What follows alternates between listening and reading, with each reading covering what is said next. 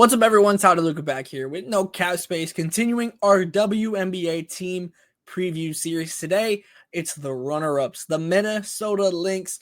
Folks, don't ask me about the cap space. Don't ask me about the contracts. I don't know what is going on there. There is crazy configurations of like, okay, if they keep this player, then that means they can only keep this player. Don't ask me. Don't ask me. So, frankly, some of this stuff might end up being just completely just depending on what configuration that they have by the time the opening roster comes. Lord knows what it's going to look like. But until then, we're going to talk about it, and we got several points to make here with their ceiling, with their floor, and the three things that I am looking to this season with the Lynx. Let's start with the ceiling champions. Look, they were so close. They were so close. If you ask Shawnee, they are the reigning champions. But look, they didn't get it done. But goodness, they were right there. They were so incredibly close. And there's no reason that they can't go and do it again. So that alone is already incredibly exciting for Minnesota. The floor to me is a second round exit. I'd be pretty shocked. But I think that is the worst case scenario for this Minnesota Lynx team. Again, I've been saying this with any team that is a championship caliber team, the floor is still an early exit from the playoffs because of how good the rest of the WNBA has gotten. There's so many good teams. Whoever is going to make it in that 6, 7, 8 is going to be very, very good. And look, so when you think about seeding and whatnot, again, I would be shocked if we see anything less than a conference finals from the Lynx. I'd be shocked. I wouldn't be surprised if they won the championship. But again, out of respect for the rest of the W, again, that is not a prediction. That is the worst case scenario, is a second round exit. I think them winning the championship is a whole lot more likely than that. But let's break down here what kind of comes into play here. And again, we'll go left to right here. Who can be a bench breakout? And again, as I mentioned at the top here, don't ask me about no contracts. Don't do it, because that is Michelle Reeve in the Minnesota Lynx's hands. I will react accordingly. But until then, we're just going to chat. Because Diamond Miller has been one of the kind of talks of the training camp, and wanting to see her kind of take that step that has yet to be taken.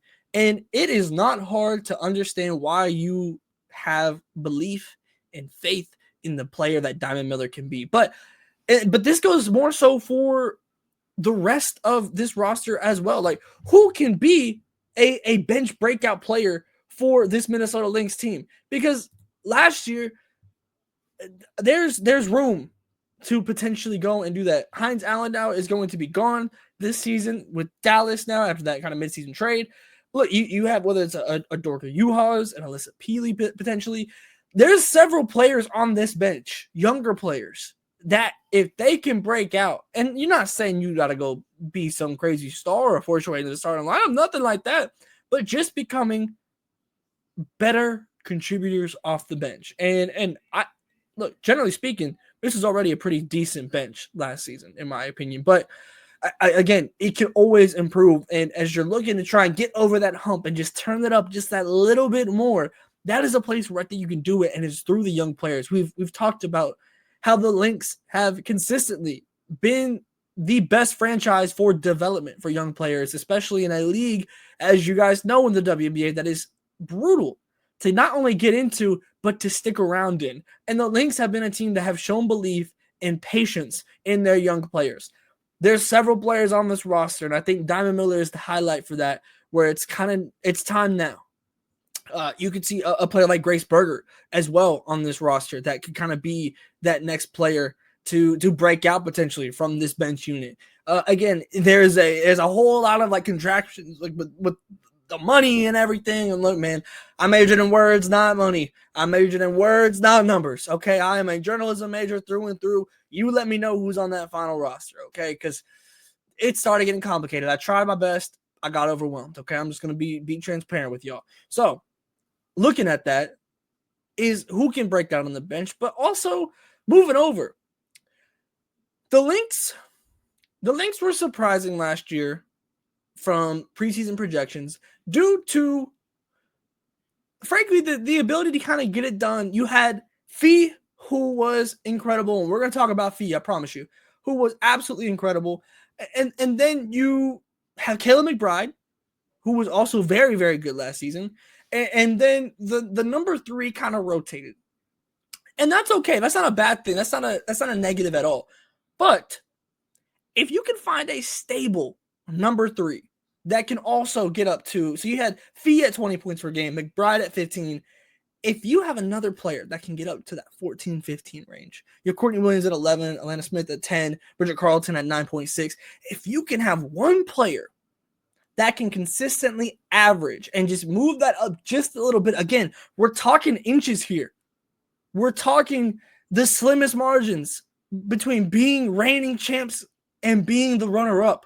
And these, to me, are the margins where you can improve at. And I'm interested in seeing if we can see that from any of these players on the Lynx. Again, this was a team that were kind of not forgotten toys, but like these were players that came in from different places where they were kind of discarded and were able to do incredible things. And I'm interested in seeing now that they know what, and I never thought that there was a lack of confidence in the Lynx locker room by any means, but now that you know you can do it for real, what does that look like? Also, on the other hand, the rest of the league knows you can do it for real now. Does that cause any regression by any means? So like that, I there's so much confidence in what Napheesa Collier can do. And again, confidence, Kayla McBride was fantastic as well. Courtney, I mean, it was a very, very good team across the board. But if we're talking inches, if we're talking splitting ends here to where the improvement might be able to be, I'm looking at if they can find a stable, true number 3 to kind of match potentially what Kayla McBride was bringing to the table for this Lynx team. And when it talks about bringing things to the table for this Lynx team, Napheesa Collier is incredibly good, man. If you watch the Aces preview, I said A'ja Wilson is the best player in the world. And I think until proven otherwise, that is the truth. But Napheesa Collier is right there. There's nothing on a basketball court that Napheesa Collier can't do. I'm interested, as we have seen this continuous growth and development from Fee from year to year to year. Is there another level? And if not, that's okay. I promise you, this level is going to be just fine. But if there's another level here for Fee, that is league changing. Forget just for we are talking about a potential hierarchy shift, because that's how good she was last year. That's how good she looked in Unrivaled. I mean, Napheesa Collier is right there with the world's best. And if she is able to level it up just one more step, she would she'd be MVP at that point. There was already an argument to be made. Goodness. Again, until someone takes the crown from A'ja, A'ja is the best player in the world. But if he can level up one more time, not only would that likely be enough to win her the MVP award, it would also likely be enough to push Minnesota over the top and be back to champions and officially kind of crown herself as the person. She already is the bridge between the dynasty and into this new era. But if you're able to bridge yourself from that dynasty and to lead this Lynx team to another championship, to this franchise, to another championship, that would be the legacy that would be built for Fee would be insane. And to see it in this kind of incremental growth every season would be very incredible to watch. And so that's what I'm looking for. Again, there's not like a hole in her game where I'm like, oh, you should work on this. That doesn't really stand out with Fee, because she already can do anything that you need her to on either side of the ball, I might add. So for me, it's just from a pure production standpoint. Maybe it's 20 points per game, 9.7 rebounds. Is it averaging a double-double? Is it averaging just a couple more points? it might just be as just a little bit of increases across the board.